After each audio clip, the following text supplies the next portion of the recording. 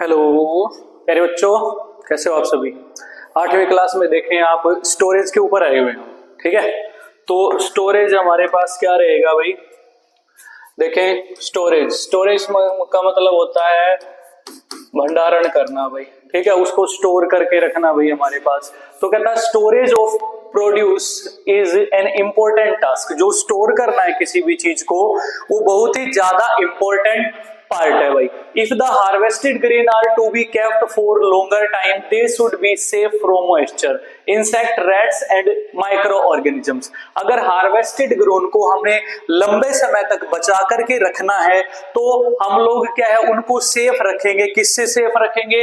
Moisture मतलब नमी से सेफ कर लेंगे भी हम, नमी से बचाएंगे उसको। पहले तो उसको धूप वगैरह में सुखा देंगे हम लोग। ठीक है, इंसेक्ट से बचा सकते हैं, रेट से बचा सकते हैं, और माइक्रो ऑर्गेनिज्म से हम क्या कर सकते हैं? प्रोटेक्ट कर सकते हैं। अभी स्टोरेज के लिए बता रहा हूं आप लोगों को। इनसे प्रोटेक्ट हो गया तो देन जो भी अनाज है हमारे पास, ग्रेन है, वो लंबे समय तक रहेंगे भाई। तो हार्वेस्टेड ग्रेन है वो मोर मॉइस्चर। जो भी हार्वेस्टेड ग्रेन होता है उसके अंदर नमी की मात्रा ज्यादा होती है भाई। इफ फ्रेशली हार्वेस्टेड ग्रेन्स, जो भी सीड्स होते हैं भाई, are stored without drying they may get spoiled और attacked by organisms making them unfit for use और जर्मिनेशन। भाई क्या कहता है कि जो भी फ्रेशली हार्वेस्टेड ग्रेन होते हैं अगर उनको बिना सुखाए हम लोग क्या कर देंगे? स्टोर कर देंगे टंकी वगैरह के अंदर, ग्रीनरीज वगैरह के अंदर, सिलोस के अंदर।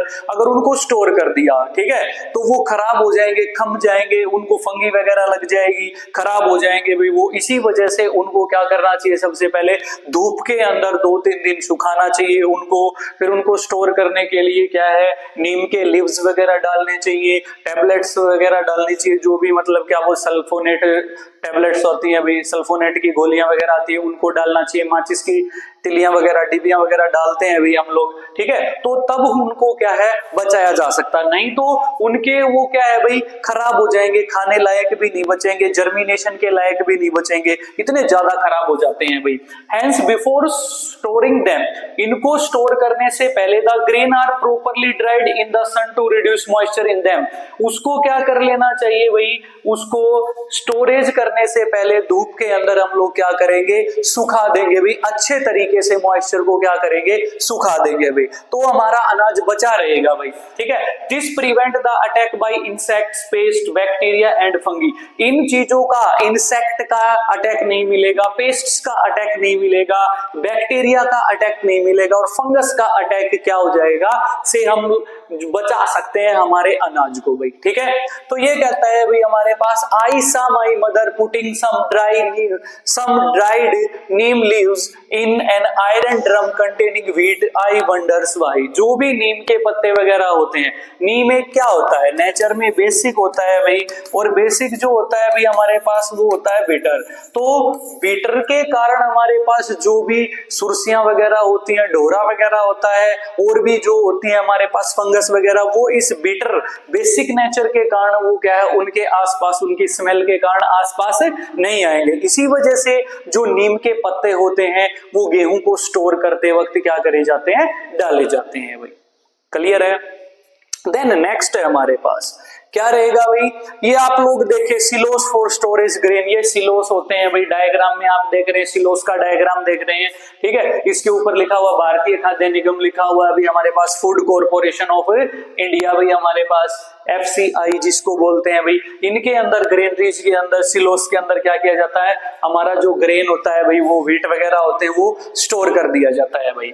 ठीक है, देन ये आप लोग देख रहे होंगे, storage of grain in Ghani bags in granary, जिसको बोरियां हम लोग बोलते हैं, गनी बैग्स भी बोल सकते हैं जिनको।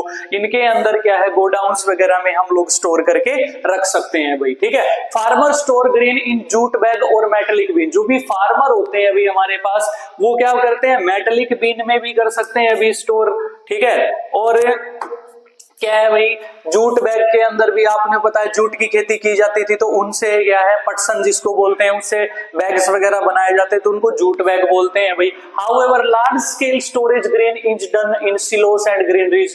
ग्रेनरीज और सिलोस के अंदर बहुत ही ज्यादा मात्रा में क्या किया जाता है, अनाज को स्टोर किया जाता है भाई, और प्रोटेक्ट कर दिया जाता है चूहों वगैरह से, प्रोटेक्ट करेंगे, रैट्स जो होते हैं, इंसेक्ट वगैरह जो हमारे अनाज को खराब नहीं करेंगे भाई। Dried leave leaves are used for storing food grain at home.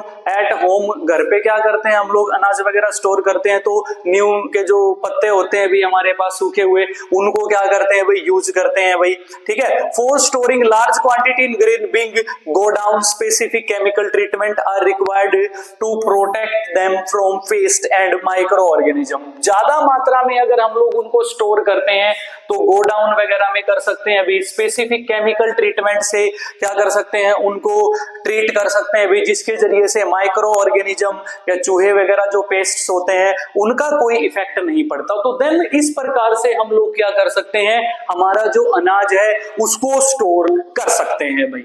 Is that clear? तो हमें यहाँ पे पता लगा कि how do we storage the grain, हम ग्रेन को कैसे या किस किस प्रकार से स्टोर कर सकते हैं या किस किस प्रकार से खराब होने से बचा सकते हैं।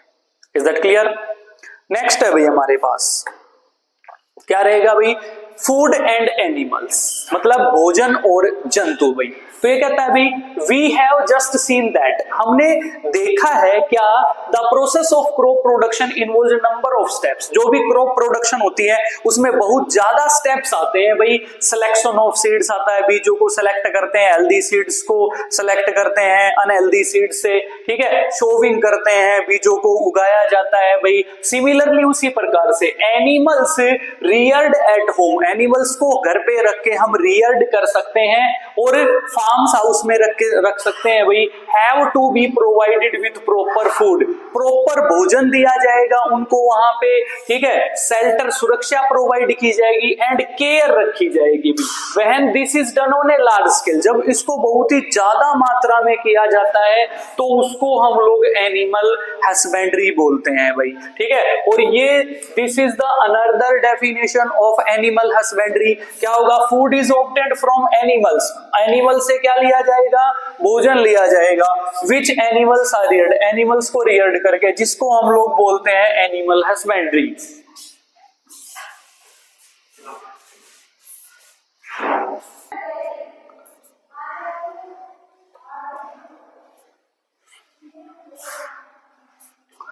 देखिए भाई, fish is good for health, fish जो है ये मछली अच्छी बता रहा है भाई। क्या, we get cod liver oil, fish से हमें क्या मिलता है भाई, कोड लीवर ऑयल मिलता है भाई, ठीक है, from fish which is rich in vitamin D, जो किससे रिच होता है भाई, विटामिन डी से क्या होता है भाई, रिच होता है भाई हमारे पास, ठीक है। इससे सबसे ज्यादा जो कोड लीवर ऑयल होता है भाई हमारे पास, उससे सबसे ज्यादा विटामिन डी मिलती है भाई, जिससे विटामिन डी की कमी हमारी बॉडी में नहीं आएगी अगर हम मछली खाएंगे तो, ठीक है।